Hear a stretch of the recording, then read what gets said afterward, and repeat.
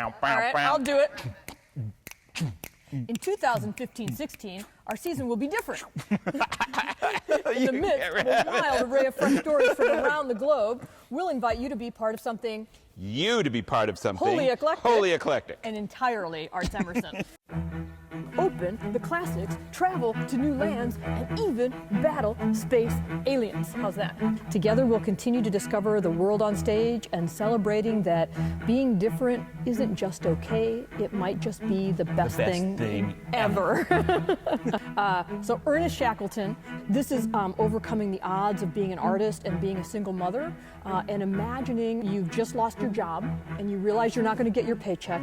What happens in that delirium and panic is, in this case, in this story, she imagines that she's having a Skype chat, like an online dating experience with Ernest Shackleton, as a way of like figuring out her own journey. And so it's kind of like no matter how bad you think you have it, you're not Ernest Shackleton. That's right. It was worse. It was worse.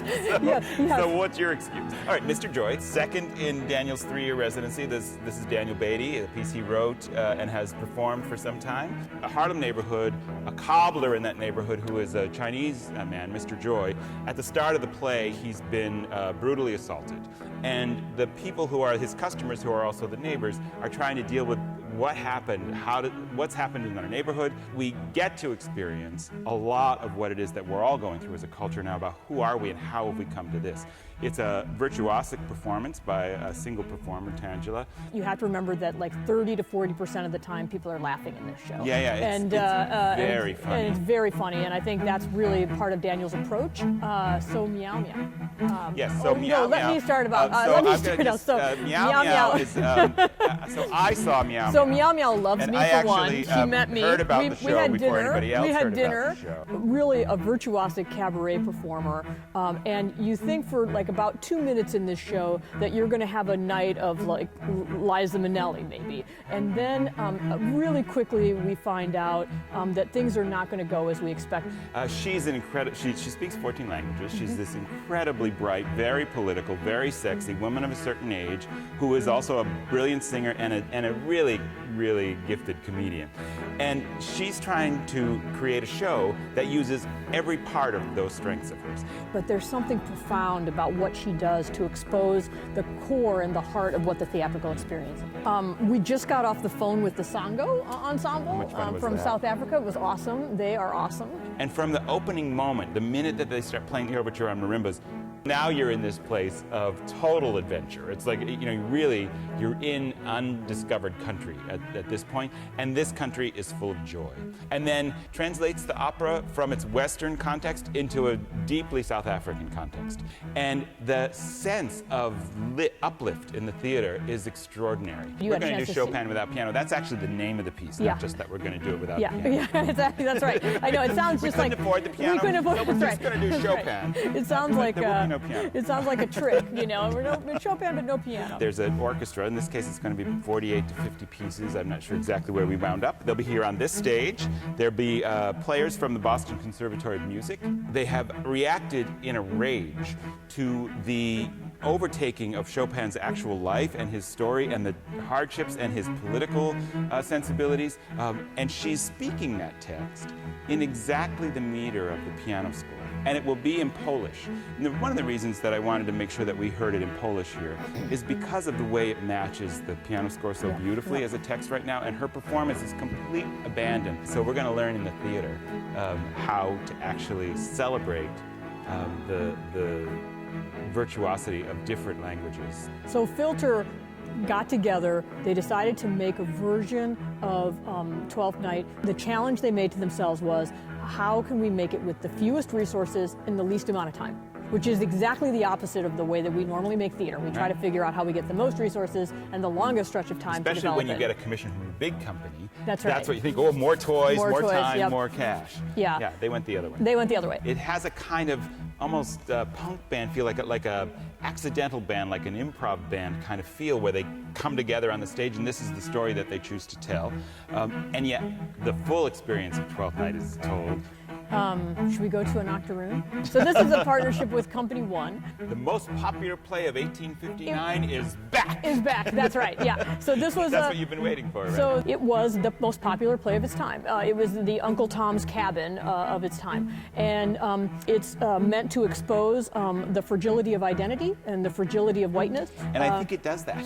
The black playwright in whiteface, the white playwright in redface, and so it's really meant to kind of explode the conversation around race. Forgotten. Go. Kids, The Secret of the Space Chupacabra. Go. Go. That's it.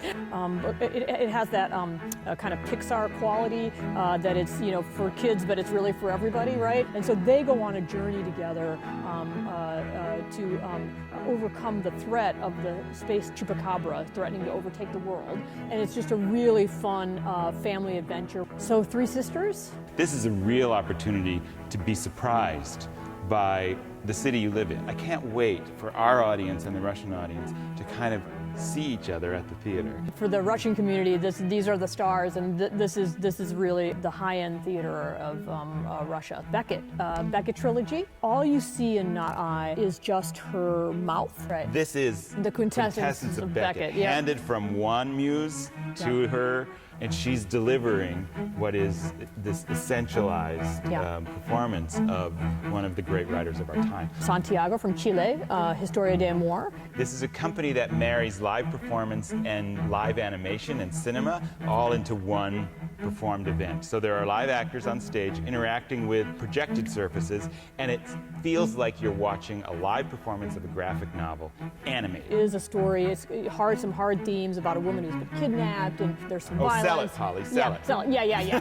So, or cut that from the tape altogether. All right. But the visuals of it are unbelievable. Marisa Chivas is a daughter of a Cuban revolutionary. It's Marisa really telling the story of her family from Cuba. She's a masterful storyteller, and there really wasn't a dry eye in the house after the show was over. We're all trying to figure out where we come from and who we are, and there was something that she captured, kind of universal essence to that she captures in telling that story. Premeditation, that's a kind of, it's a noir farce in a way, right? Yep. A woman, it's a 4-character play, a woman hires, she's tired of her academic husband, and so she hires a hitman to kill him. When I asked her about where the show came from, she said, well, I'm a playwright and I'm married to a professor, and you can either kill someone or you can write a play about it. So when they're annoying you. And that's pretty much the season. There's going to be a whole series of dialogues. There's going to be our regular commitment to conversation post-show. Whenever we can, we have a weekend of local Boston bands in there. And that's now a series with a name to it called Black Box Sounds. So if you see it, Black Box Sounds, that's ArtsEmerson committing to local bands in the Black Box. There's also a film series up in the screening room that every week, at least 4 nights a week, there are films up there. Yep. So there's just a million ways to plug in. These theaters are for everybody in this city. Shared experience of art that is directed toward civic transformation, moving our city from one of an old identity of this sort of white majority with others to its contemporary narrative, which is a narrative of no longer any majority, we're all just us. All this work is focused on helping us understand our world, our place in it, and how we can contribute to its transformation. So what do you think, David? Could we do that as well if there were an audience here?